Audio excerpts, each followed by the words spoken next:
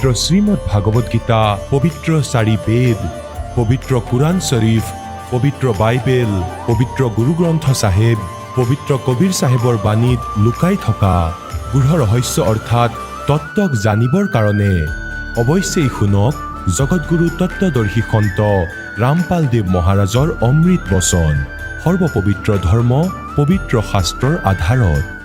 আৰু যিসকলে আভূষণসমূহ ত্যাগ কৰে তেন্তে তেওঁ ভক্তিৰ বাধক হ'ব নোৱাৰে, তেওঁ পুণ্যাত্মা। আৰু যদি ত্যাগ কৰে তেনেহ'লে ঠিক আছে, তেতিয়া ভক্তি কৰিব পাৰিব। আৰু আভূষণত লাগিলে মুক্তি কেতিয়াও নাপায়। আভূষণতে যদি লাগি থাকে তেন্তে ই ভক্তিযোগ্য নহয়। তেন্তে দুজনে মানা কৰিলে, লগত যাবলৈ মানা কৰিলে, এজন তথাপি সাজু হৈ গ'ল। এতিয়া ৰামানন্দদেৱে আহি ক'লে যে ভগৱান, দুজনটো গুচি গ'ল, এজন এতিয়াও থাকি গৈছে। ৰামানন্দদেৱে ক'লে যে মই গৈ আছোঁ তোমাৰ লগত। ৰামানন্দদেৱে ক'লে যে পুত্ৰী, এয়া চোৱা, আমাৰ লগত যদি যোৱা তাত শ ধৰণৰ মানুহ আছে। কোনোৱে বেয়া ক'ব, কোনোৱে ভাল ক'ব, দুৰ্ব্যৱহাৰ কৰিব। তুমি ইয়াতে থাকা। যে নাই ভগৱান, ময়ো আত্মকল্যাণ কৰিব বিচাৰিছোঁ। তেতিয়া ৰামানন্দদেৱে ক'বলৈ ধৰিলে, আমাৰ লগত যদি যাব বিচাৰে তেনেহ'লে তুমি নিবস্ত্ৰ হৈ যাব লাগিব। এতিয়া সীতাই ক'লে ঠিক আছে। যেতিয়া শাৰী খুলিবলৈ ধৰিলে যে এতিয়া লওক, তেতিয়া ক'বলৈ ধৰিলে আই হ'ব হ'ব। তেতিয়া ৰামানন্দদেৱে ক'লে পিপাজীক যে আইক লগত লোৱা, এওঁ তোমাৰ বাধা নহয়, সহযোগী হ'ব। তাইতো কোৰবান কৰি দিছে সকলো। লোক লাগ মৰ্যাদা কি তেনে jo তোৰ বগাবে যেন ৰাম বগাত। তেতিয়া দুয়ো ওলাই গ'ল। ৰামানন্দদেৱৰ লগতে থাকিল। ৰামানন্দদেৱ ক'ৰবাত বিহাৰলৈ ফুৰিবলৈ গ'ল, বেলেগ ক'ৰবাত সৎসংগ কৰিবলৈ। তেওঁক ক'লে যে তুমি ইয়াতে থাকা, মই 10-15 দিনৰ ভিতৰতে আহিম। তেওঁলোক আশ্ৰম এৰি গ'ল। তেওঁলোকে শুনিছিল যে ভগৱান শ্ৰীকৃষ্ণদেৱৰ দ্বাৰকা জলমগ্ন হৈ গ'ল, পানীত ডুবি গ'ল। সেই সীতা আৰু পিপা দুয়োগৰাকী ফুৰি আছিলে, পতি পত্নী অৰ্থাৎ ভগতনী। তাতে এজন পালি আছিলে। তেওঁ সুধিলে, কোৱা হয় যে ভগৱান শ্ৰীকৃষ্ণৰ দ্বাৰিকা আছিলে ইয়াতে। ভগৱান এতিয়াও ইয়াতে থাকে নেকি? পালিয়ে ক'লে যে হয়, ইয়াতেই থাকে, ইয়াৰ ভিতৰত আছে, এই নদীৰ ভিতৰত। এতিয়া তেওঁলোক দুয়োৱে ভাবিলে যে গুৰুদেৱ অহাৰ আগে আগে ভগৱানক সাক্ষাৎ কৰি আহোঁ। সহজ সৰল হয় ভকতসকল। এই নিষ্কৰ্মা মানুহজনৰ কথাত বিশ্বাস কৰি লৈছিল যে ভগৱান ইয়াতে আছে, দ্বাৰিকাৰ তলত। গোৱালীৰ বালকো আছে তাতে, খেলে তাত। দুয়োৱে ভাবিলে যে গুৰুদেৱ আহিবলৈ আৰু এসপ্তাহ বাকী আছে, গতিকে ভগৱানক সাক্ষাৎ কৰি আহোঁ। দুয়োৱে এই কথা ভাবি জঁপিয়াই দিলে সেই নদী। এতিয়া পৰমেশ্বৰ কবীৰদেৱে সেই নদীৰ ভিতৰতেই দ্বাৰিকা ৰচি দিলে সেই ভকতসকলৰ বাবে। এতিয়া 7 দিনলৈ তাত থাকিলে। গোৱাল বালককো সাজু কৰি পেলাইছে, ভগৱানেনো কি কৰিব নোৱাৰে। আৰু শ্ৰীকৃষ্ণৰ ৰূপ লৈ তাতে ফুৰি আছে। 7 নম্বৰ দিনা তেওঁলোক উভতিব ধৰিলে, ভগৱান আমি যাব লাগিব, আমাৰ গুৰুদেৱ আহিবলগীয়া আছে। তেতিয়া শ্ৰীকৃষ্ণৰ ৰূপত পৰমেশ্বৰ পূৰ্ণ ব্ৰহ্মই এটা আঙুঠি উলিয়াই দি দিলে আৰু পিপাজীক পিন্ধাই দিলে। সেইটোত লিখা আছিলে কৃষ্ণ। কবিৰ পৰমেশ্বৰেই তিনিও লোকত প্ৰৱেশ কৰি সকলোৰে ধাৰণ পোষণ কৰে, অৰ্থাৎ সকলোৰে যি কাৰ্য সেয়াই কৰিছিল। এতিয়া তেওঁ স্বয়ং নিজৰ মহিমা নকৰে। এতিয়া সিফালে কি আছিল, যেতিয়া সেই পালিয়ে দেখিলে যে দুজন সাধ্বী আৰু সাধু ভগতনী নদীত ডুবি মৰি গ'ল আৰু পথাৰত কাম কৰি আছিল, সেই তেওঁলোকক মাত দিলে যে সোনকালে আহক, সোনকালে আহক। দৌৰি আহিল 10-20 জন মানুহ। যে কি হ'ল? ক'লে যে ভগতনী ডুবি মৰি গ'ল তলত। কেনেকৈ ডুবিল? যে মোক সুধি আছিলে দ্বাৰিকা আছে জানো ইয়াত, মই এনেই ধেমালিতে কৈ দিছিলোঁ যে ইয়াতে আছে। তেওঁলোকে নিজৰ মাজতে সিদ্ধান্ত ল'লে যে ভগৱানক দৰ্শন কৰি আহোঁ, দুৰ্যোগীয়ে ডুবি মৰি গ'ল। তেতিয়া সেই পথাৰত থকা ব্যক্তিসকলে ক'লে যে তোমাৰ ভাল হওক, এয়া তুমি কি কৰি পেলাইছা মুখ্য? সাধু সন্তসকলতো সহজ সৰল থাকে, তেওঁ বৰ দুখ পালে যে এয়া ডাঙৰ ভুল হ'ল। এতিয়া 7 নম্বৰ দিনা সেই পালি তাতে ফুৰি আছিলে আৰু পস্তাই আছিল যে এইটো কি হ'ল। তেতিয়া দুয়ো ওলাই আহিল তলৰ পৰা। তেতিয়া ভয় খালে যে ভূত ক'ৰ পৰা আহিলে। পালিয়ে ভাবিলে এয়া কি হ'ল, ইহঁততো সন্মুখতে থিয় হৈ আছে, পলাই যাব নোৱাৰোঁ, এতিয়া কি কৰোঁ? সাহস যোগাই ক'লে যে আপোনালোক জীৱিত কেনেকৈ হ'ল? তেওঁলোকে কৈছিলে আমি ক'ত মৰিছিলোঁ, নদীততো আমি ডুব যোৱা নাছিলোঁ। ডুবেতো তেওঁলোক যিসকলে ভগৱানৰ ভক্তি নকৰে। আমিতো ভগৱানক লগ কৰি আহিছো, শ্ৰীকৃষ্ণৰ লগত ঘূৰিলো ফুৰিলো, তাতে গোৱাল বালকবোৰৰ লগত খেলিলো।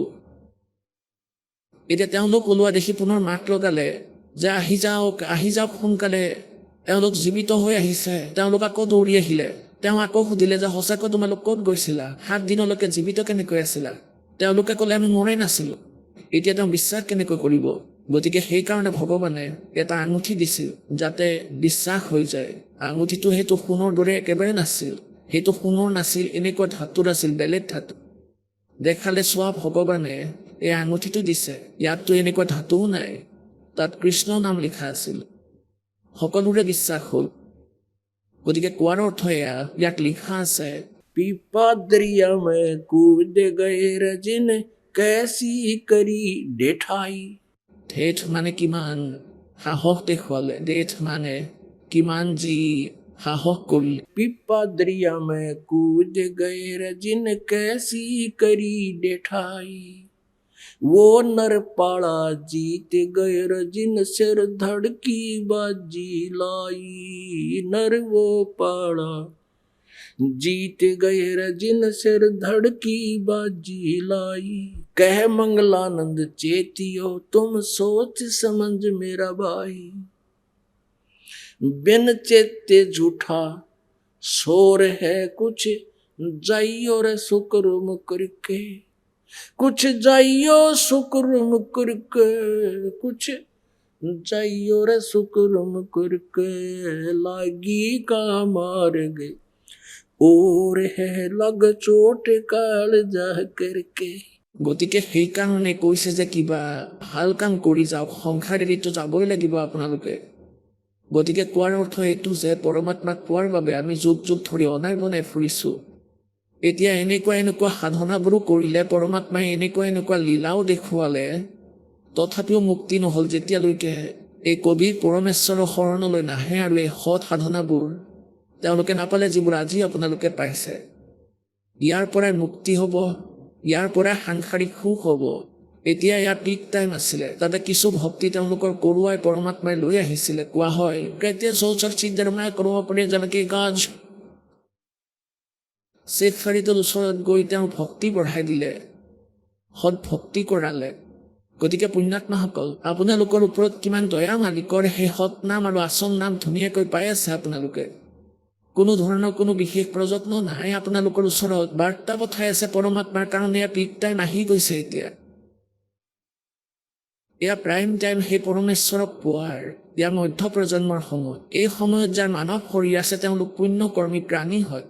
ইয়াতকৈ পূৰ্ণকৰ্মী তেওঁলোক হয় যিসকলে পৰমাত্মাৰ এই মাৰ্গ পাইছে। তেওঁলোকৰ মাজত আপোনালোকো ধন্য, আপোনালোকৰ মাতা পিতা যাৰ পৰা জন্ম হৈছে। बोलो सतगुरुदेव जय हो।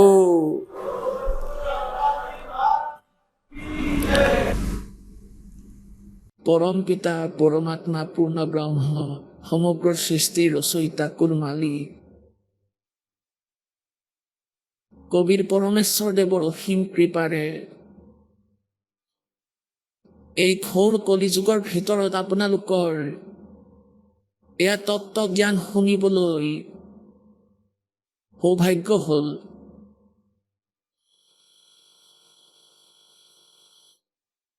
পুণ্যাত্মাসকল, পৰমেশ্বৰ কবিৰ দেৱ, কবিৰ পৰমাত্মা, তেওঁ এই পৰমেশ্বৰ হয়, তেওঁ এই শক্তি হয় যিজনে গোটেই ব্ৰহ্মাণ্ড ৰচনা কৰিলে।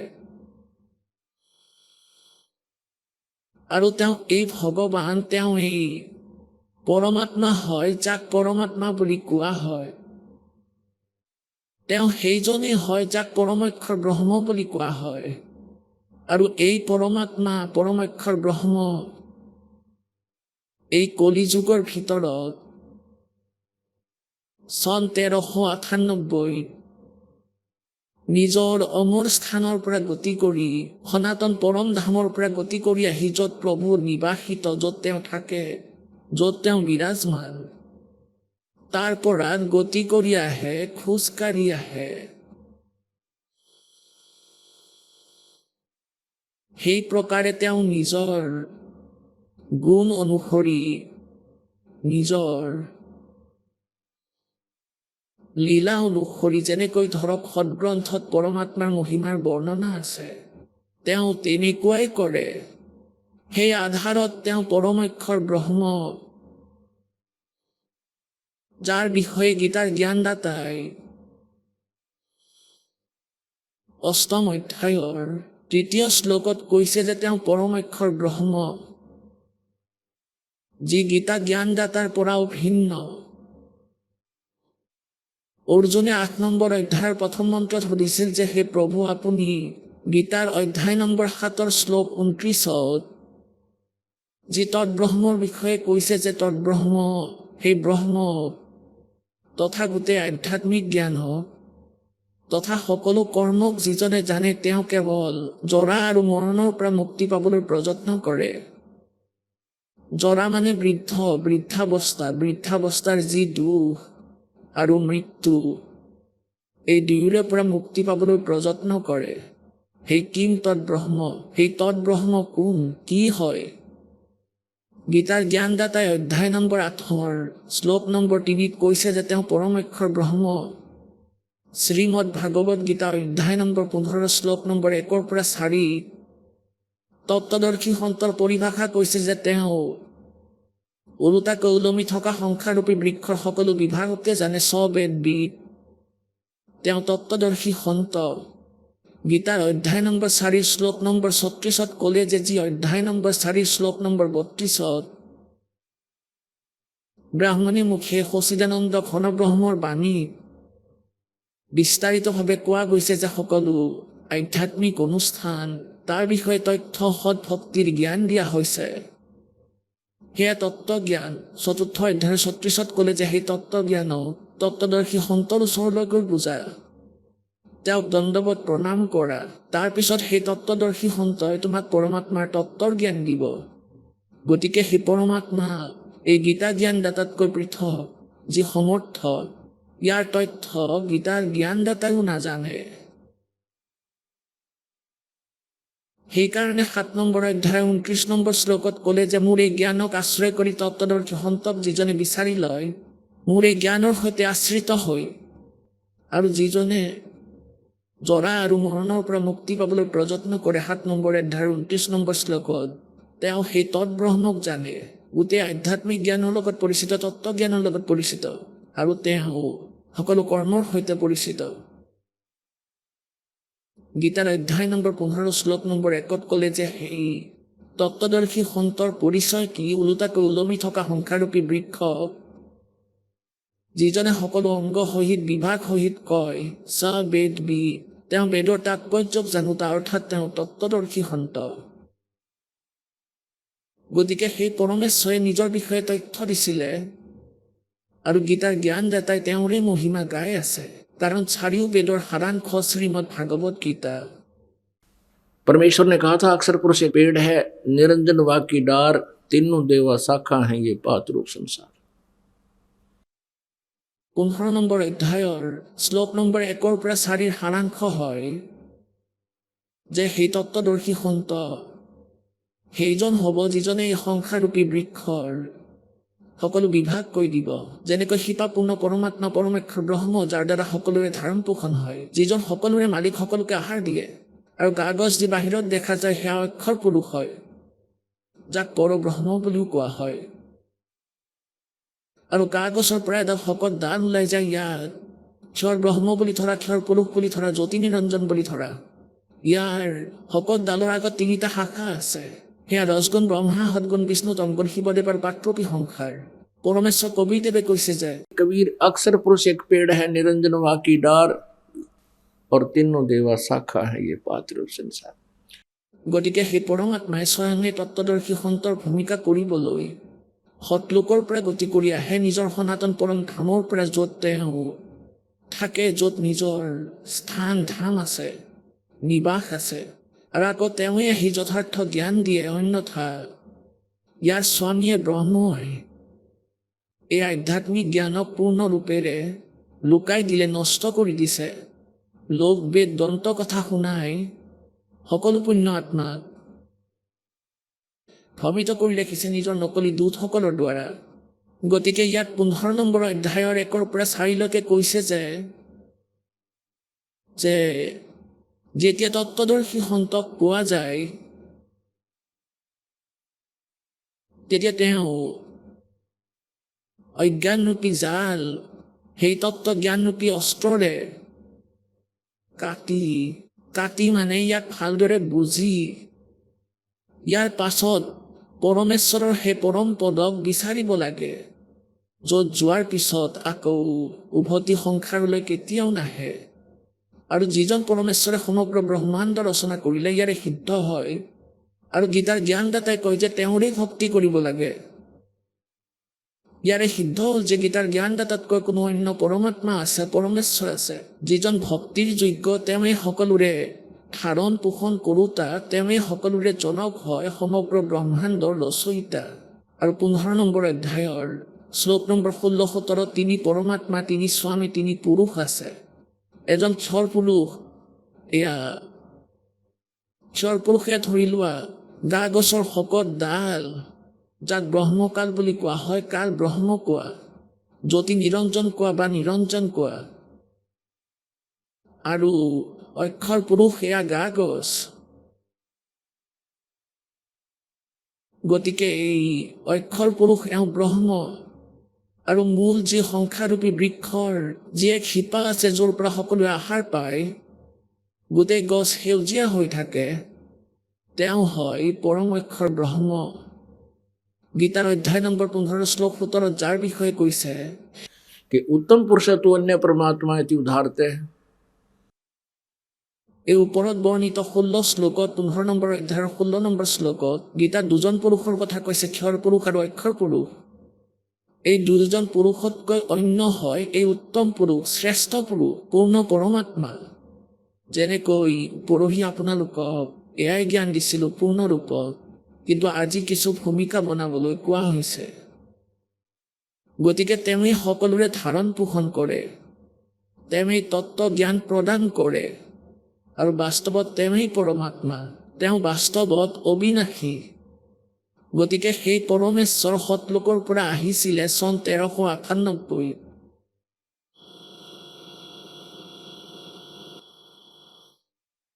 আৰু কাশী চহৰত লেহেৰতাৰা নামৰ এটা পুখুৰীৰ ভিতৰত বিকশিত পদুম ফুলৰ ওপৰত এই পৰমাত্মাই নৱজাত শিশু ৰূপ ধাৰণ কৰি বিৰাজমান হৈছিলে। এনেকুৱা লীলা তেওঁ প্ৰত্যেক যুগতে কৰি থাকে। সেই পৰমাত্মাৰ শৰীৰৰ 3টা স্থিতি আছে। ঋগ্বেদ মণ্ডল নম্বৰ 9, সূক্ত নম্বৰ 1, মন্ত্ৰ নম্বৰ 8 আৰু 9। এয়া স্পষ্ট কৰিছে যে সেই পৰমাত্মাক উগ্ৰগতিবোৰে প্ৰেৰণা যোগায়।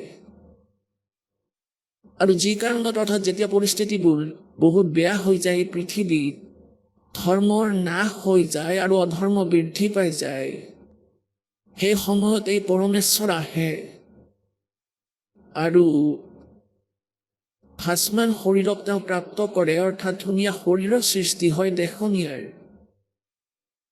আৰু সেই পৰমাত্মাৰ 3 প্ৰকাৰে শৰীৰৰ স্থিতি হয় ভগৱানৰ। এজনটো সতলোকত থাকে, তাতে তেওঁৰ শৰীৰ বহুত তেজময় আৰু বেলেগ ৰূপ ধৰি আহে যেতিয়া তেওঁ এটা যুগত এটা এনে লীলা কৰি দেখুৱাই সাধাৰণ মানুহৰ দৰে, যেনেকৈ নৱজাত শিশু ৰূপ ধাৰণ কৰিলে, পদুম ফুলৰ ওপৰত বিৰাজমান হ'ল, তাৰ পৰা নিসন্তান দম্পতীয়ে উঠাই লৈ যায় আৰু আকৌ কুমাৰী গাইৰ তেওঁ গাখীৰ পান কৰে। সেই পৰমাত্মাৰ শক্তিৰে কুমাৰী গায়ে গাখীৰ দিয়ে আৰু তেওঁ পান কৰে। এনেকুৱাই লীলা, এনেকুৱা ঋগ্বেদ মণ্ডল নম্বৰ 9, সূক্ত নম্বৰ 1 মন্ত্ৰ নম্বৰ 9 প্ৰমাণ আছে। এই বেদকটো দাসে পঢ়িলে এতিয়া বেছিতকৈ বেছি 10 বছৰ আগতে বুজি পালে বেদক। আৰু পৰমাত্মাৰ মহিমাই দাসে প্ৰায় চন 1988 পৰা শুনি আৰু শুনাই আহি আছে। আৰু পৰমেশ্বৰৰ বাণীত, কবিৰ বাণীত তেওঁ লীলা 600 বৰ্ষ আগতে লিখিলে যে প্ৰভুৱে এনেকুৱা কৰিছিলে। গতিকে পৰমাত্মাই এনেকুৱা লীলা কৰিছিলে আৰু ইয়াৰ সাক্ষী আমাৰ বেদেও এয়াই সাক্ষী দিছে। গতিকে ইয়াৰে সিদ্ধ হয় যে কবিৰ ইজ গড। কোন হয় সেই কবিৰ? শিপিনী কবিৰ, যিজন বাৰাণসীত কাশীত আহিছিলে আৰু এজন সুপ্ৰসিদ্ধ কবিও তেওঁ আছিলে। কবিসকলৰ মাজতো তেওঁ এজন প্ৰসিদ্ধ কবি আছিলে। এনেকুৱাই প্ৰমাণ আছে বেদত যে এই পৰমাত্মা কবি নাম পদবী, কাৰণ নিজৰ বাণী, নিজৰ সচিদানন্দ ঘন ব্ৰহ্মৰ বাণী লোকোক্তিৰ মাধ্যমত, কবিতাৰ মাধ্যমত, শব্দাৱলীৰ মাধ্যমত কোৱাৰ কাৰণে তেওঁক এজন কবি বুলিও কোৱা হয়, কিন্তু তেওঁ হয় এজন ভগৱান। পুণ্যাত্মাসকল অন্য কবিও আছে, তেওঁলোকো প্ৰসিদ্ধ হয়, কিন্তু তেওঁলোকৰ বাণী আৰু পৰমাত্মাৰ বাণী যথেষ্ট পাৰ্থক্য আছে। পৰমেশ্বৰে গোটেই সৃষ্টি ৰচনা ক'লে নিজৰ দ্বাৰা ৰচিত, আৰু বেদে সাক্ষী দিয়ে সেই পৰমাত্মাই এনেকুৱা লীলা কৰে, আৰু সেইটোৱে কবিৰ পৰমাত্মাই কৰে। ঋগ্বেদ মণ্ডল নম্বৰ 9 সূক্ত নম্বৰ 96 মন্ত্ৰ 16 পৰা 21 স্পষ্ট কৰা হৈছে যে হে পৰমাত্মা, আপোনাৰ আচল নাম কি সেইটো কওক। আকৌ 17-18 ক'লে যে তেওঁৰ নাম কবিৰ, আৰু নিজৰ লোকোক্তিৰ মাধ্যমত নিজৰ বাণী, অমৰ বাণী, সচিদানন্দ ঘন ব্ৰহ্মৰ বাণী উচ্চাৰণ কৰিলে তেওঁ প্ৰসিদ্ধ কবি। কবিসকলৰ মাজতো এটা পদবী প্ৰাপ্ত কৰে, কিন্তু তেওঁ হয় পৰমাত্মা, আৰু তেওঁ তৃতীয় মুক্তিধামত বিৰাজমান। আৰু বহুতখিনি প্ৰমাণ আছে পৰমাত্মা নিৰ্বধ, মনুষ্যবধ আৰু অগ্নি তনুৰাশি। বেদত বহুত প্ৰমাণ আছে যে পৰমাত্মা শৰীৰে আছে, মনুষ্যৰ দৰে শৰীৰ আছে। গতিকে এই পৰমাত্মা স্বয়ং এনেকুৱা লীলা কৰে, এটা জীৱনত তেওঁ এনেকুৱা লীলা কৰে।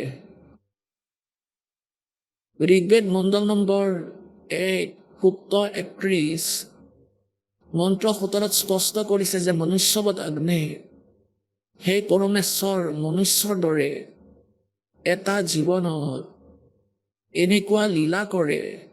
হে পৰমাত্মা, আপুনি প্ৰত্যেক যুগত এনেকুৱা কৰে। এজন সাধাৰণ মানুহৰ দৰে নিজৰ কৰ্ম কৰি, নিজৰ হাতেৰে নিৰ্বাহ কৰি, নিজৰ জীৱন যাপন কৰে, পৰিশ্ৰম কৰি আপুনি আকৌ এবাৰ আহক আৰু আমাক এই জ্ঞানৰ লগত পৰিচয় কৰাওক। গতিকে এই লীলা সেই পৰমেশ্বৰ কবিৰ দেৱৰ হয়, যিটো বেদেও ইয়াৰ প্ৰমাণ কৰে। সেই পৰমেশ্বৰৰ নিজৰ সেই লীলাবৎ চন 1398 নিজৰ গুণৰ আধাৰত প্ৰকট হৈছিল। নিৰু আৰু নিমা নামৰ শিপিনী দম্পতী ধানৱ সম্প্ৰদায়ৰ এটা অৰ্থাৎ কাষ্টৰ তেওঁ মুছলমান শিপিনী দম্পতীয়ে তেওঁক উঠাই লৈ গৈছিল, আৰু লীলাবৎ তাতে ডাঙৰ দীঘল হয়, আৰু সেই ব্যৱসায়কে কৰিব ধৰিলে, যাৰ কাৰণে শিপিনী বুলি কয়। কিন্তু তেওঁ পূৰ্ণ পৰমাত্মা আছিলে, তেওঁ পৰমক্ষৰ ব্ৰহ্ম আছিলে, আৰু আজিও হয়, আৰু পিছলৈও তেওঁ থাকিব। সেই পৰমেশ্বৰে আমাক আহি জ্ঞান দিলে আৰু ৰৈ ৰৈ আমাক বুজালে যে তুমি ক'ত আবদ্ধ হৈ আছা, তুমি ক'ত আছা। এয়া তোমাৰ স্থান নহয়, এয়া তোমাৰ ধান নহয়, তুমি ইয়াত ভুলবশত আছা। আৰু যি সুখক তুমি সুখ বুলি মানা, এয়া সুখ নহয়। झूठे सुख को सुख कहे, मान रे आमन मोदे, ये सकल चबीना काल कहा, कुछ मुख में कुछ गोद। পৰমাত্মাই আমাক মনত পেলাই দিয়ে যে এয়াতো মিছা সুখ হয়, যাক তুমি সুখ বুলি ধৰিছা। যেনেকৈ আমি কাক সুখ বুলি ধৰো, সন্তান হৈ যাওঁ, সন্তানৰ মাজতো আমি পুত্ৰকে বেছিকৈ গুৰুত্বহে দিওঁ। এয়াও কালৰে এক চক্ৰান্ত হয়। এতিয়া সমাজৰ ভিতৰত এনেকুৱা হয় যেনেকৈ কোনো ৰীতি আৰম্ভ হয়, তেতিয়া আমি সেই বাক চক্ৰত আবদ্ধ হৈ থাকোঁ, ইয়াৰ বাহিৰত আহিব নোৱাৰোঁ। পৰমাত্মাৰ কৃপা থাকে কোনো সাধু সন্ত পুণ্য আত্মাৰ ওপৰত ভগতৰ মাজত, অথবা মালিক স্বয়ং আহি তাক চক্ৰৰ পৰা উলিয়াই ভাল দিশ দেখুৱাই দিয়ে। গতিকে ইয়াক পৰমাত্মাই কয় যে পুত্ৰ আৰু কন্যাৰ মাজত কোনো পাৰ্থক্য নাই, কাৰণ পৰমেশ্বৰে যি কৰে তেওঁৰ কাম কোনো নিষ্প্ৰয়োজন নহয়। আমি আধাতকৈ বেছি দুখী হৈ যাওঁ। নিজৰ দ্বাৰা বনোৱা এই কালৰ প্ৰেৰণাৰে পৰম্পৰাৰে আমি দুখী হওঁ। আগতে এটা পৰম্পৰা আছিলে যে যদি কোনো ধনী স্বামীৰ মৃত্যু হৈ যায় তেন্তে লগতে তেওঁকো চিতাত জ্বলাই দিয়া হৈছিল, আৰু ইয়াক সতীদাহ বুলি কোৱা হয়।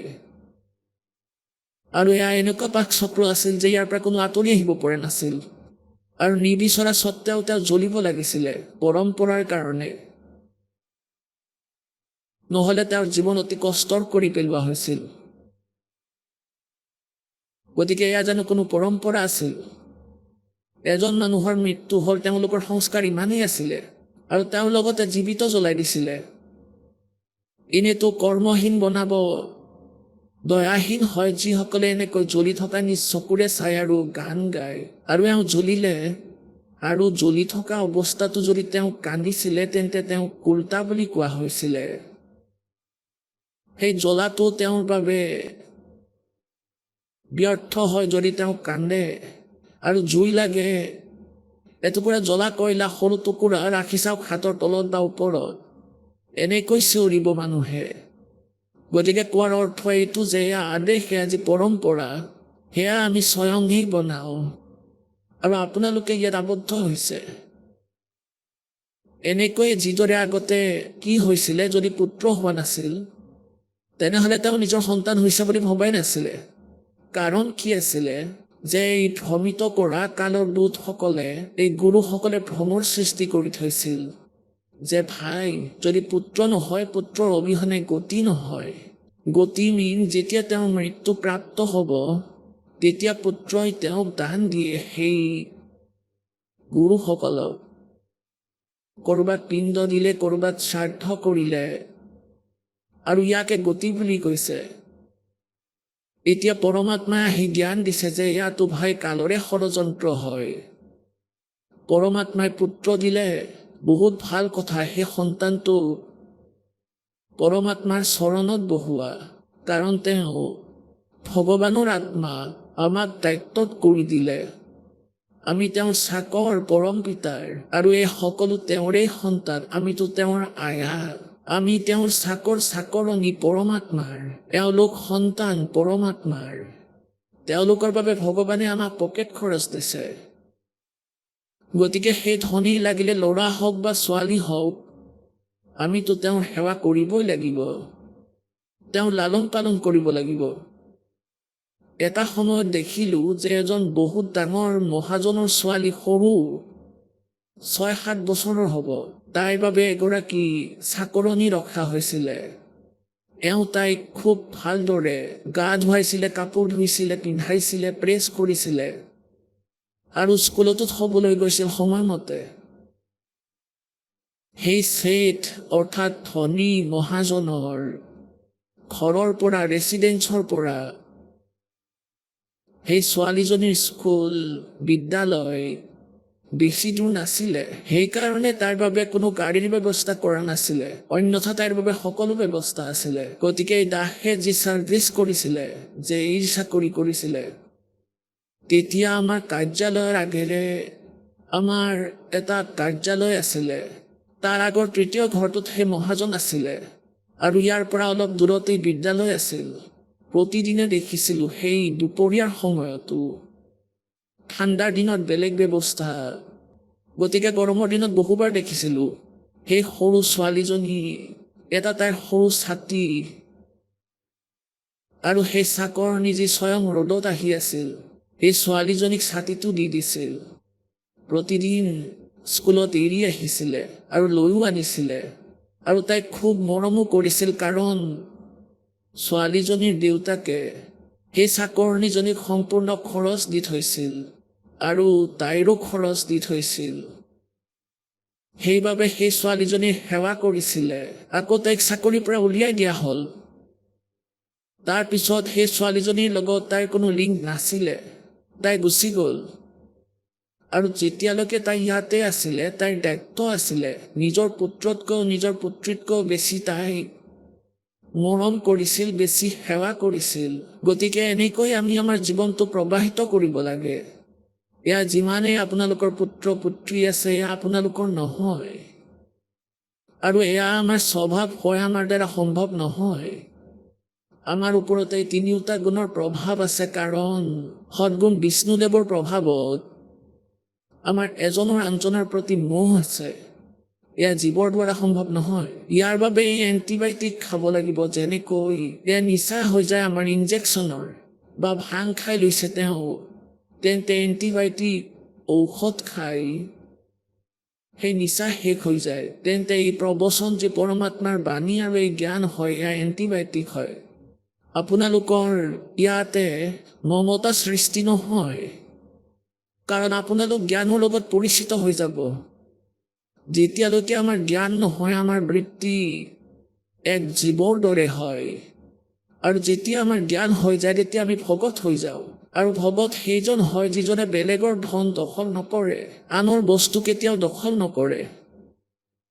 আৰু আনৰ বস্তু যিয়ে দখল কৰি লয় আৰু নিজৰ বুলি ভাবি লয় যে এয়া মোৰেই হয় আৰু এনেকৈ কয়, তেন্তে তেওঁ ভগত নহয়, তেওঁতো লোভী মানুহ হয়। এনেকৈয়ে আমি যিসকল পৰমাত্মাৰ পুত্ৰ বা পুত্ৰী আছো, তেখেতৰ পুত্ৰ পুত্ৰী আছো, আৰু আমাক গতাই দিছে যে এওঁলোকক তুমি ভাল গুণযুক্ত কৰা। সৰ্বপ্ৰথম গুণ হয় সন্তানক ভক্তি কৰোৱা, নিজৰ পৰমাত্মাৰ ওচৰত তেওঁক যোৱাৰ পদ্ধতি কৈ দিয়া। গতিকে প্ৰথম কাম এইটো। এতিয়া যেনেকৈ কোনো এজনৰ পুত্ৰৰ মৃত্যু হৈ গ'ল, আৰু তেতিয়া গোটেই পৰিয়ালৰ বেয়া অৱস্থা হৈ যায়, কান্দি থাকে, হাই মোৰ ল'ৰা মৰি গ'ল, মোৰ ল'ৰা মৰি গ'ল। তেন্তে কৰি লৈছোনে আমি দখল? পৰমাত্মাৰ বস্তুক আমি নিজৰ দখলত লৈ লৈছো, নিজৰ বুলি ধৰি লৈছো, এয়া মোৰ হয়। মানি লওক তেওঁৰ 20 বৰ্ষ হৈ মৃত্যুপ্ৰাপ্ত হ'ল। 20 বৰ্ষৰ আগতে ক'ত আছিলে তেওঁ? আপোনাৰ কেনেকৈ হ'ল? আপুনি এযোৰ কাপোৰ পিন্ধাই দিছে, তেন্তে আপোনাৰ হৈ গ'ল নেকি? আমি বেইমান হৈ গৈছো। আমি তেওঁক এটা শৰীৰৰূপী বস্ত্ৰহে পিন্ধাইছো, আৰু সেয়াও পৰমাত্মাই দিয়া মেটেৰিয়েলৰ পৰা। আৰু আকৌ আমি নিজৰ মানি তেওঁৰ বাবে হাহাকাৰ কৰি আছো। চাওক, যিকোনো বস্তু আছে, যিকোনো, যেনে সন্তানৰ মৃত্যু হ'ল, মনততো পৰিবই, তাৰ স্মৃতিবোৰে কষ্ট দিব। কিন্তু এয়া অৱশ্যে মনত ৰাখিব যে তেওঁ তোমালোকৰ নাছিল। তেতিয়া এই মমতাৰ পৰা, এই মোহৰ কাৰণে যি উৎপন্ন হ'ব কষ্ট, সেয়া অলপ পাতল হৈ যাব। গতিকে এই প্ৰকাৰে আমি পৰমাত্মাৰ এই জ্ঞানক আধাৰ বনাব লাগিব। তো क्या बताते हैं कि झूठे सुख को सुख कहे, ये मान रहा मनमोद, और सकल चबीना काल का, यो कुछ मुख में कुछ गोद। এতিয়া যেনেকৈ প্ৰসংগ চলি আছে যে আগতে পুত্ৰক বেছি প্ৰাধান্য দিয়া হৈছিল, যে পুত্ৰ অবিহনে গতি নহয়। এয়া কিবা কথা হ'ল? গতিটো ভগৱানৰ নামেৰেই হ'ব, ভক্তি কৰিলে হ'ব, সৎ সাধনাৰে হ'ব। মনুষ্য জীৱন হওক, সম্পূৰ্ণ গুৰু হওক, সঁচা শ্ৰদ্ধাৰে সাধক ভক্তি কৰিলে তেখেতৰ গতি হ'ব। পিণ্ড দি শ্ৰাদ্ধ কৰিলে, ক'ৰবাত পিণ্ডদান কৰিলে, শ্ৰাদ্ধ কৰিলে, অথবা ক'ৰবাত গংগাত অস্থি জল প্ৰবাহ কৰিলে, এয়া গতি নহয়। এতিয়া বিচাৰ কৰাৰ কথা এয়া আমাক ভ্ৰমিত কৰি ঘূৰাই আছে। যেনেকৈ শ্ৰীকৃষ্ণদেৱৰ যেতিয়া মৃত্যু হৈছিল, ইয়াৰ আগতে, শ্ৰীকৃষ্ণৰ আগতে তেওঁৰ গোটেই পৰিয়াল, গোটেই পুত্ৰ পুত্ৰী সকলো নষ্ট হৈ গৈছিল, মৰি গৈছিল। শ্ৰীকৃষ্ণৰ গতি তেনেহ'লে কোনে কৰিলে?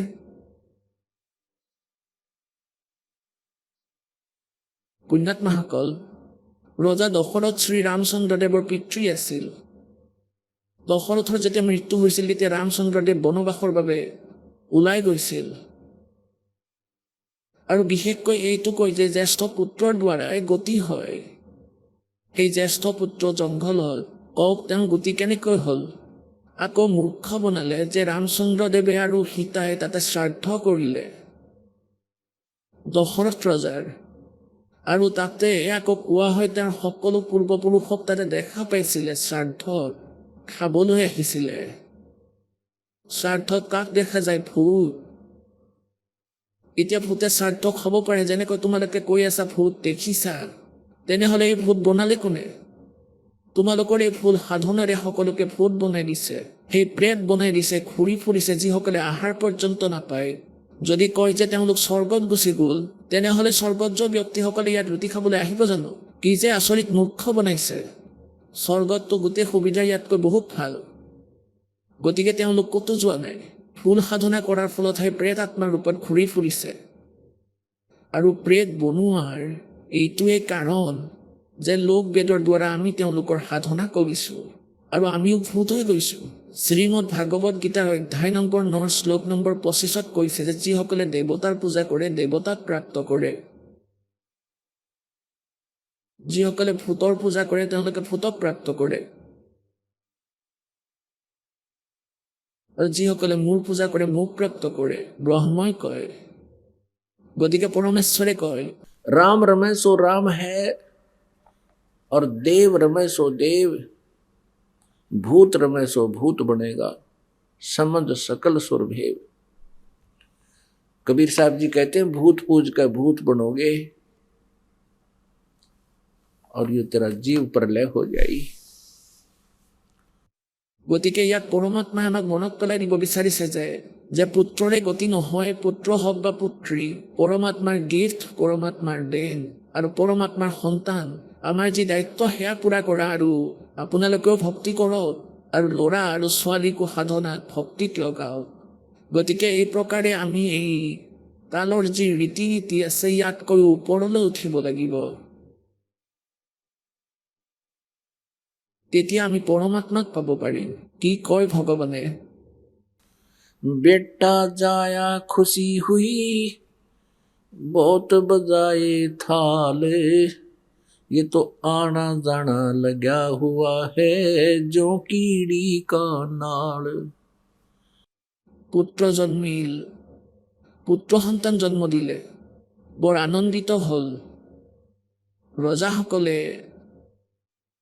পুত্ৰ সন্তান জন্ম হোৱাৰ লগে লগে বেণ্ড বাজনা বজাব ধৰে, বহুত ধুনীয়াকৈ চেহনাই বাজে, গোটেই চহৰতে অভিনন্দন ভগায়, মিঠাই ভগায়, আৰু দুখীয়া মানুহৰ, দুখীয়া জনতাৰ যেতিয়া পুত্ৰ হয় কোনো ভগতৰ ব্যক্তিৰ, তেন্তে ধনীসকলৰ দৰেই তেওঁলোকে কৰে, নকলটো তেওঁলোকেও কৰে, আনন্দ উদযাপন কৰে, তেওঁলোকৰ আনন্দ।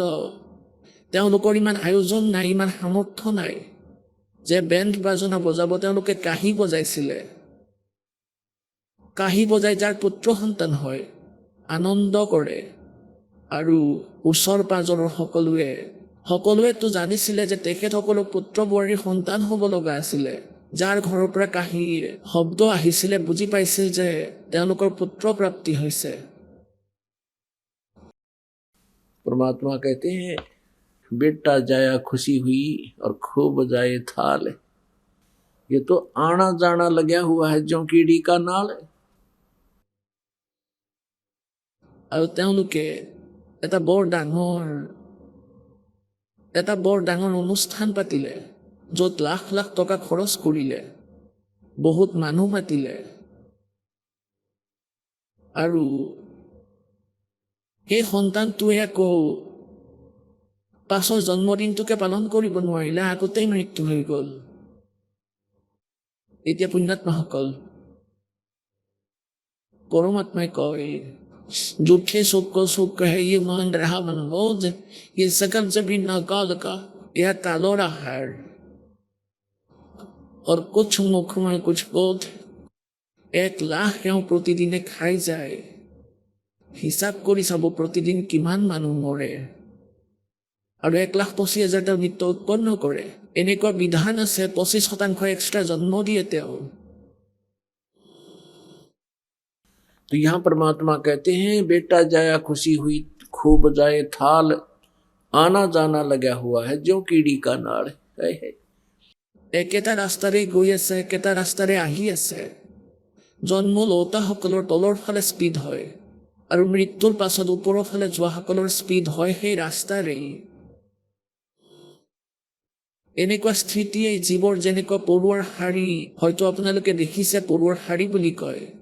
এই পৰুৱাবোৰ এনেকৈ এনেকৈ লাখ লাখ এইফালে গৈ আছে, লাখ লাখ সেইফালে গৈ আছে, এক মিনিটো সময় নাই। গতিকে পৰমাত্মাই কয় आना जाना लगा हुआ है जो कीड़ी का नाल है।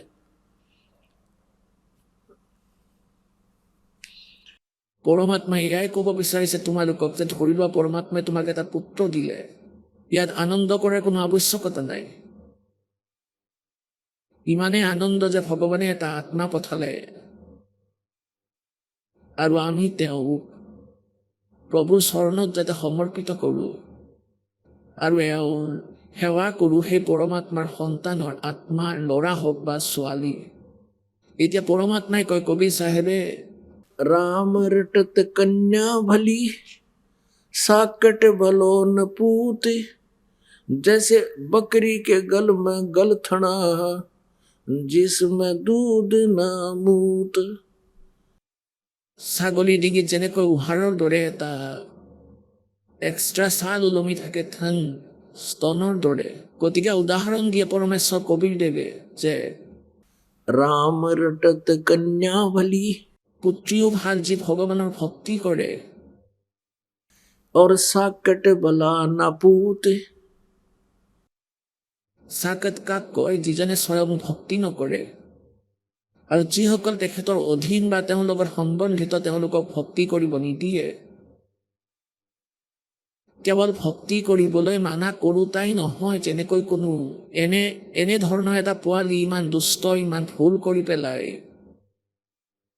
কোনোৱে মদ্যপান, কোনোজনে চুৰি কৰে, কোনোজনে আকৌ বেলেগ কিবা কৰে, কাম নকৰে। গতিকে তেওঁলোকে এওঁৰ ভক্তি বাধক আৰু যি পুত্ৰই নাম নলয় তেওঁৰ ওপৰত আকৌ কৰ্মৰ দণ্ড আৰু আপদ আহিব।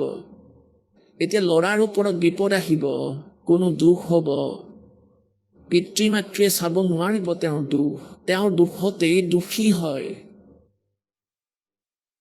আৰু পৰমাত্মাই কয় राम रटत कन्या भली সেই পুত্ৰীয়ে ভাল যি ভগৱানৰ ভক্তি কৰে, কাৰণ পুত্ৰীৰ ওপৰত কোনো কৰ্মৰ দণ্ড যদি আহে, আৰম্ভতে যদি কোনো কষ্ট হয়, ইয়াক ভগৱানৰ ভক্তিয়ে নিষ্ক্ৰিয় কৰি দিব। সেই ছোৱালীজনীৰ ওপৰত আপত্তি নাহে। আৰু যদি ছোৱালীজনীয়ে দুখ নাপায় তেনেহ'লে মাক দেউতাকো সুখী হ'ব আৰু ভক্তিও আৰামত কৰিব পাৰিব। আৰু যদি ছোৱালীজনীয়ে নিত্য ভক্তি নকৰিলেহেঁতেন তেন্তে তাইৰ ওপৰত সদায় কোনো নহয় কোনো কমপ্লেইন আহিলে হয়। স্বামীয়ে মদ্যপান কৰিলে হয়, ছোৱালীক মাৰিলে হয়, অথবা বেলেগ কোনো আপত্তি আহিল হয়। ল'ৰা মৰিলে বা ছোৱালী মৰিলে অথবা আন কোনো সমস্যা আহিলে হয়। গতিকে পিতৃ মাতৃৰ ভক্তি বাধক হ'লহেঁতেন ছোৱালীজনীও। গতিকে ইয়াত পৰমাত্মাই কয় राम रटत कन्या भली কাৰণ তাই দুখৰ কাৰণ নহয়। और साकट भला न पूत পুত্ৰ সেই চাকত কয় এনেকুৱা পুত্ৰৰ প্ৰয়োজন নাই যিয়ে ভক্তি নকৰে। আৰু সেই পুত্ৰ যিজনে ভক্তি নকৰে তেওঁ কেনেকুৱা আপোনালোকৰ বাবে जैसे छेरी के गल में गलथना जिसमें दूध न मूत। অৰ্থাৎ কোনো কামৰেই নহয়। গতিকে কোৱাৰ অৰ্থ এয়া পুণ্যাত্মাসকল যে সেই ছাগলীৰ ডিঙিত থনৰ দৰে আকাৰৰ যে এটা ছাল ওলমি থাকে, সেয়া ইয়াৰ ডিঙিৰ ব্যৰ্থ ওজন হয়, সেয়া ইউজলেছ আৰু দুখো আছে ইয়াৰ কাৰণ সি এটা ওজন লৈ ঘূৰি ফুৰিছে। গতিকে এনেকৈ সেই পুত্ৰ যিয়ে সাধনা নকৰে, তেওঁ পিতৃ মাতৃৰ মূৰত এনেকুৱা বোজা বুলি ধৰি লওক, যিয়ে ভক্তি নকৰে। পুত্ৰই ভক্তি নকৰে আৰু ছোৱালীয়ে যদি ভক্তি কৰে তেন্তে সেয়া ভাল হয়, আমাৰ বাবে সুখদায়ক হয়, কাৰণ পাছলৈ অহা প্ৰাৰব্ধৰ কৰ্মত পৰমাত্মাই ইণ্টাৰফেয়াৰ হয়তো কৰিব আৰু তেওঁক সুখী কৰিব। কবির পরমাত্মায় কয় এটা উদাহরণ দিয়ে, पात झड़नता ये कहे सुन भई तरवर राय, अब के बिछुड़े नहीं मिले ना जाने कहाँ गिरेंगे जाए।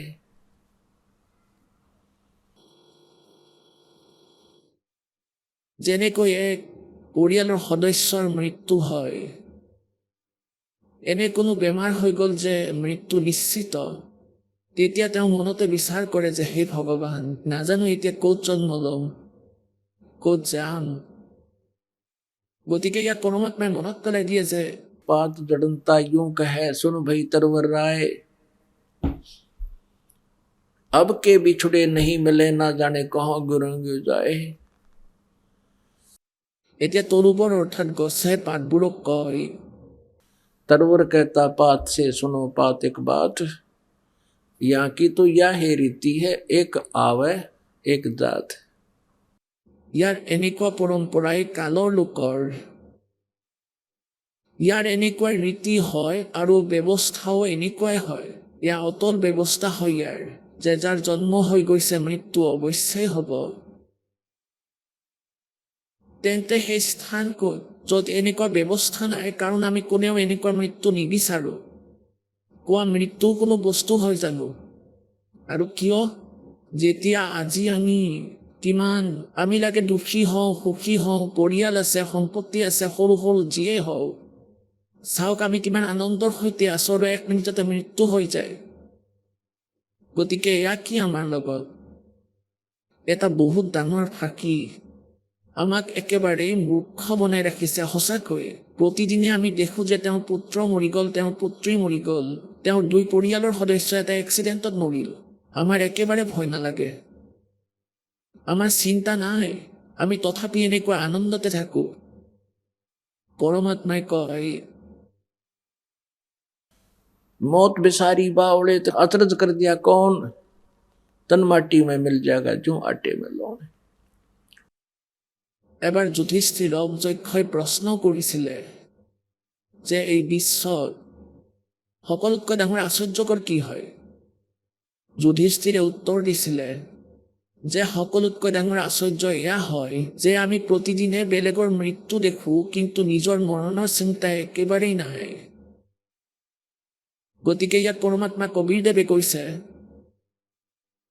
कि मौत भूल गया बावड़े, तने अचरज किया कौन, और तन माटी में मिल जाएगा जो आटे में लौन।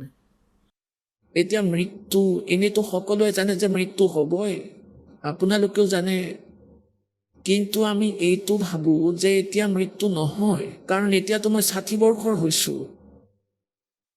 মনুষ্যৰ জীৱন 100 বৰ্ষলৈকে বুলি কোৱা হয়, তেন্তে আমি ভাবিয়ে লৈছোঁ যে 40 বৰ্ষতো আৰু জীৱন থাকিবই। এতিয়া কোনো এজন 20 বৰ্ষৰ, এওঁনো কৰিবলগীয়া কি আছে? বহুত দীঘল আয়ুস আছে এওঁৰ। কিনো দীঘল আছে এতিয়াও? 1 মিনিটতে মৃত্যু হৈ যায়, কি দীঘল এয়া? न जाने काल की कर डारे, किस विध ढल जा पासा वे, और जिनाते सरते मौत खुड़क दी उनानू केड़ा हासावे। এসময়ত আদৰণীয় নানক চাহেবদেৱৰ ওচৰত যেনেকৈ ভকতসকল আহে সন্তৰ দৰ্শনাৰ্থে, কিছুমানতো অনুগামী হয়, কিছুমান বেলেগ আহি যায় শ্ৰদ্ধালু। তেওঁলোকে সোধে যে হে প্ৰভু, আপোনাক কেতিয়াও আমি অৰ্থাৎ আনন্দিত দেখা নাই, চেহেৰাত বেলেগ বিশেষ কোনো বিশেষ আনন্দৰ চিন নাই, আপুনি যেন দুখত থাকে, কি কাৰণ? তেতিয়া তেওঁ ক'লে, নানক চাহেবদেৱে ক'লে যে न जाने काल के कर डारे, और किस विध ढल जा पासा वे, जिनाते सरते मौत खुड़क दी उनानू केड़ा हासावे। এতিয়া পুণ্যাত্মাসকল,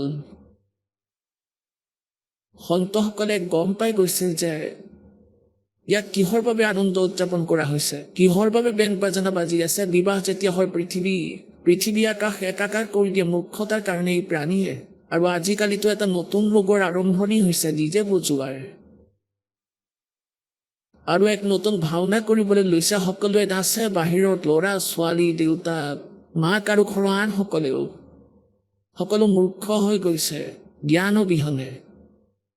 লাজ চৰম একো নোহোৱা হৈছে। আৰু কিহৰ বাবে নাচি আছা? পুত্ৰৰ বিবাহ হৈ আছে। এটা সময়ততো এনেতো বহু ঘটনাই ঘটে, কিন্তু কিছুমান ঘটনা একেবাৰে মন চুই যায়। এখন খবৰ কাগজত লিখিছিলে যে ৰোহতকৰ এজন ল'ৰাৰ বিবাহ আছিল। প্ৰথম দিনৰ চিত্ৰ লৈ ৰাখিছিলে, ডিজে বজাই, গান বাজানা বজাই, একেবাৰে নাচি আছিল, ডান্স কৰি আছিল, আনন্দ কৰিছিল। পিছদিনাখন বৰযাত্ৰী গৈছিল ৰাতিপুৱাই কানৌৰৰ ওচৰত, ৰোহতকৰ পৰা 20 কিলোমিটাৰ দূৰত, 15-20 কিলোমিটাৰ দূৰত এটা চুবুৰীৰ দৰে আছিল কানৌৰত। ইয়াত এটা এক্সিডেণ্ট হৈ গ'ল। দৰাও মৰি গ'ল, 4-5জন আৰু মৰিলে। একেই ঘৰৰে একে পৰিয়ালৰ 3 সদস্য, 2-3জন সদস্য মৰি গ'ল। এতিয়া প্ৰথম দিনাখনতো সেই ডান্স হৈ আছিলে আৰু পিছদিনা মূৰ ঢকিয়াই আছিল। এতিয়া কৰি লোৱা ডান্স। গতিকে সন্তৰ কথাৰ ওপৰত বিচাৰ কৰিব লাগে যদি ভক্তি কৰিব বিচাৰা।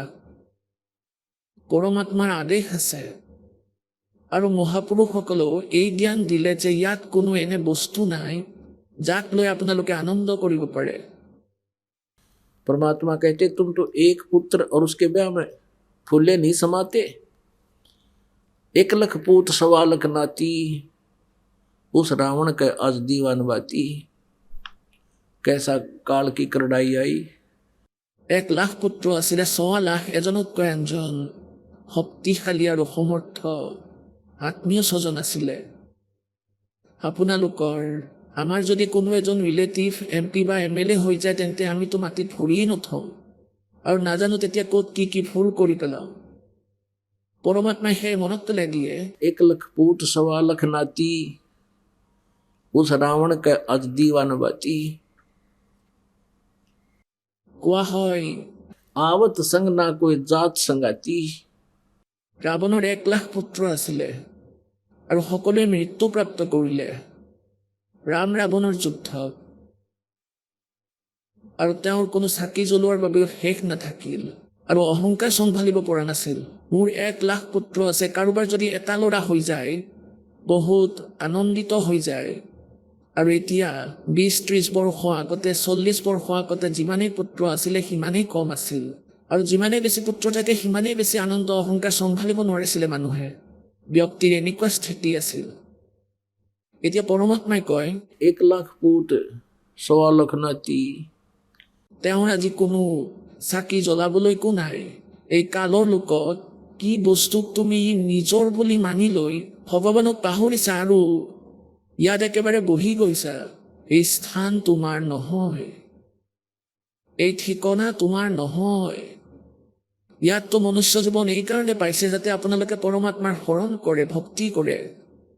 পৰমেশ্বৰ কবীৰদেৱে এনেকৈ ক'বলৈ আহিছিল নিজৰ সন্তানক যে তোমালোক মোৰ সন্তান, তোমালোক সৎলোকত আছিলা আৰু তাতে তোমালোকৰ জন্ম মৃত্যু নহৈছিল। আৰু তাত কোনো কষ্টই নাছিল, কোনো বস্তুৰ অভাৱ নাছিল, আহুকাল হোৱা নাছিল, বানপানী নাহিছিল, ভূমিকম্প নহৈছিল। তাতে চিৰসেউজ গছ বৃক্ষ, চিৰসেউজ সকলো বস্তু।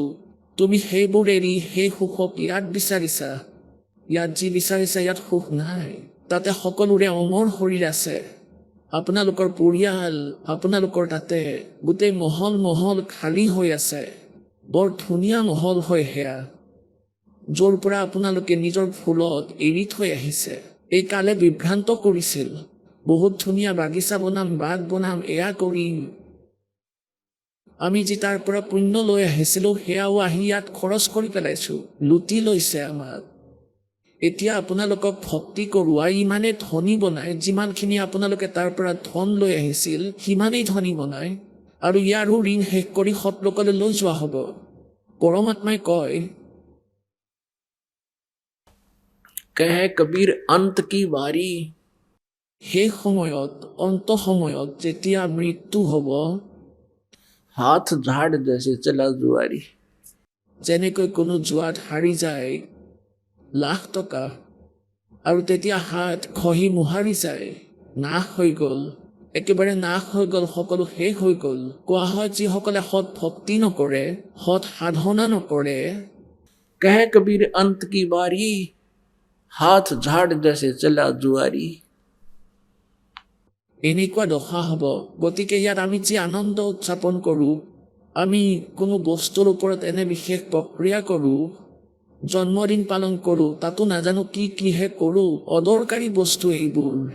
ভগৱানে পুত্ৰ দিলে, পুত্ৰী দিলে, তেওঁলোকৰ পালন পোষণ কৰা, তেওঁলোকক পঢ়োৱা লিখোৱা আৰু লগতে ভক্তিও কৰোৱা, তেওঁলোকক ভাল সংস্কাৰ দিয়া, ইমানখিনিয়ে মাথো কাম।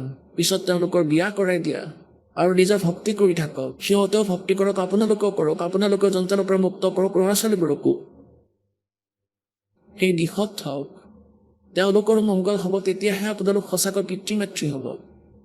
परमात्मा कहते माता सोए सराइए जो पुत्र दे उपदेश।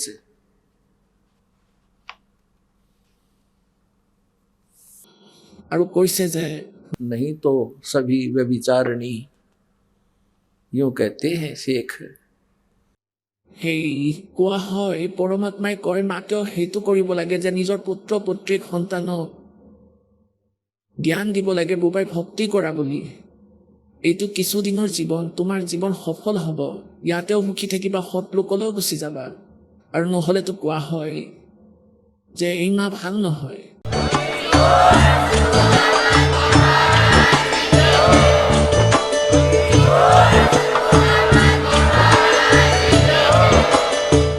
আপুনি শুনি আছিলে জগতগুৰু তত্ত্বদৰ্শী সন্ত ৰামপালদেৱ মহাৰাজৰ মংগল প্ৰবচন।